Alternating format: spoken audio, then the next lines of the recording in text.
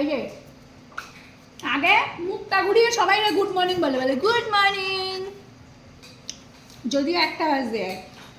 যাই হোক,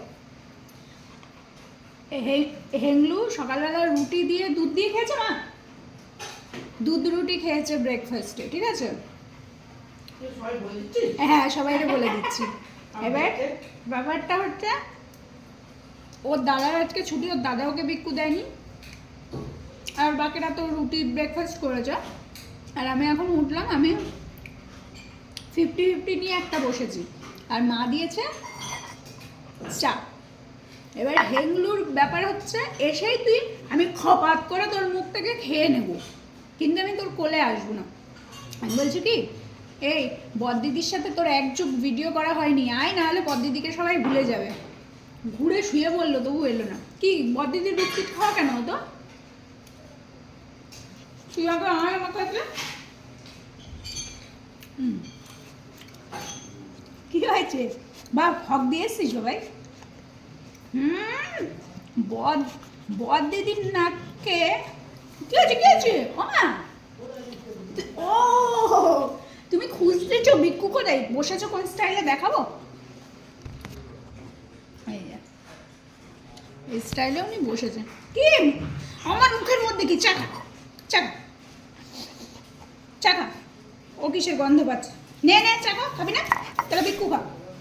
ও হরি হরি হরি হরি হরি হরি হরি, কার ঘরে চুরি করি, তাই না? এই বিস্কুট বেশি দেওয়া যাবে না, তাই একটুখানি দিলাম, না হলে না আবার মান হবে, মান। কেউ আজকে বিক্কু দেয়নি তো একটু।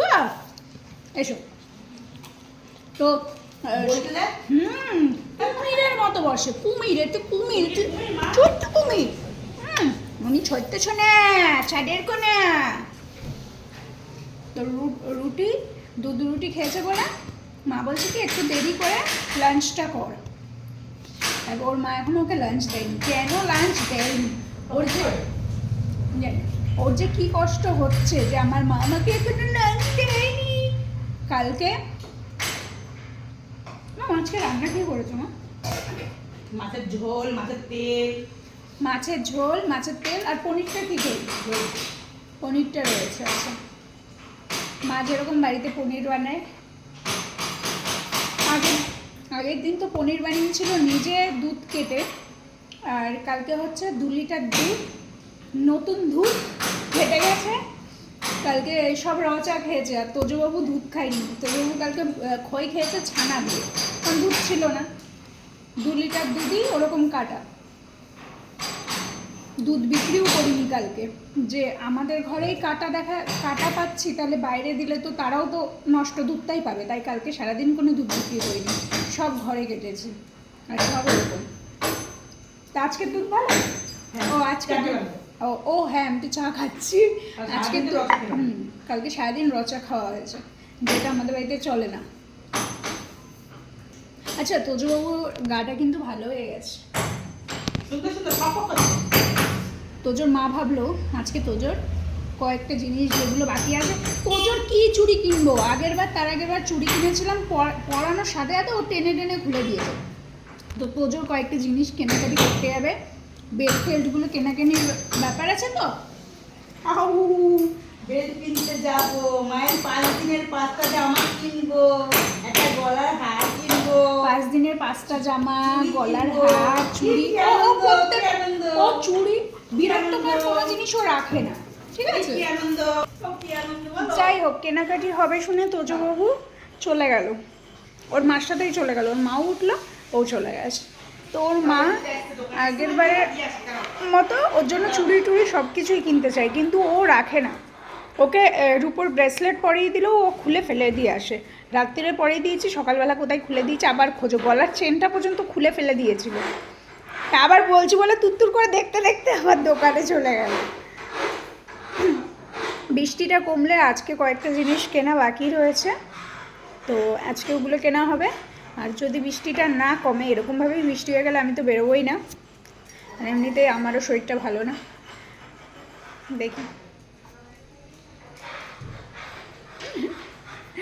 দেখছে, দেখতে দেখতে চলে যাচ্ছে।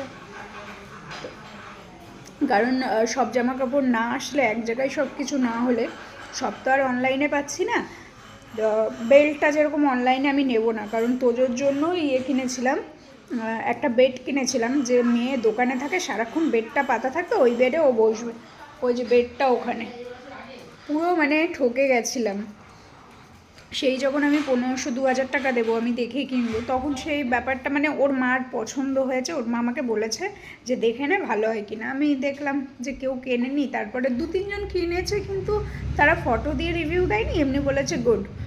পরে তো আমাদের বাড়িতে আসার পরে দেখলাম বাবা কি যে গুড।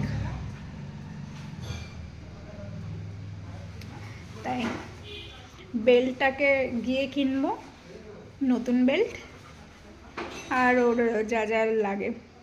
চুড়িটা নিয়ে আমার খুব কনফিউশন আছে, যে ও চুড়ি নিয়ে কামড়ে ভাঙবে, তারপরে হাত মুখ গালটাল ভেঙে গেলেই জ্বালা, আর এক জ্বালা পুজোর মধ্যে। ওমা মনু আসছে ক্যামেরা থেকে, পাকুটা ঘুরিয়ে নিয়ে চলে যাচ্ছে। তো এই এখন উঠেছি, কটা বাজে, একটা বাজে। তো এখন ওর মার টপিক হচ্ছে মেয়ের জন্য কেনাকাটি করতে আজকেই বেরাতে হবে। তো আমি বলেছি বৃষ্টি হলে যাব না, বৃষ্টি যদি থামে তাহলে সন্ধ্যাবেলা বেরোবো। আমা ঠিক আছে তো? আমা এ দেখো, বৃষ্টি যদি না হয় তাহলে বেরোবো, বৃষ্টি হলে কিন্তু বেরোবো না, ঠিক আছে? বলো। হ্যাঁ হ্যাঁ হ্যাঁ, চলো রাজি হলো। তো বৃষ্টি হলে তো ঠিক করে যেতেও পারবো না, ঘুরতেও পারবো না। ওটাই হচ্ছে, বৃষ্টি হলে প্যাচ প্যাচ প্যাচ, আর আমার কাদার মধ্যে বৃষ্টির মধ্যে বেরোতে ইচ্ছা করে না। সেরকম ডগজন যদিও খোলা থাকবে, বাকি আমি দোকানপাট খোলা পাবো, খোলা তো পাবোই এখন পুজোর টাইমে। হ্যাঁ খোলা পাবো, কিন্তু দেখতে পারবো না মন মতো করে। তো দেখা যাক সন্ধে পর্যন্ত কি হয়। তা আপাতত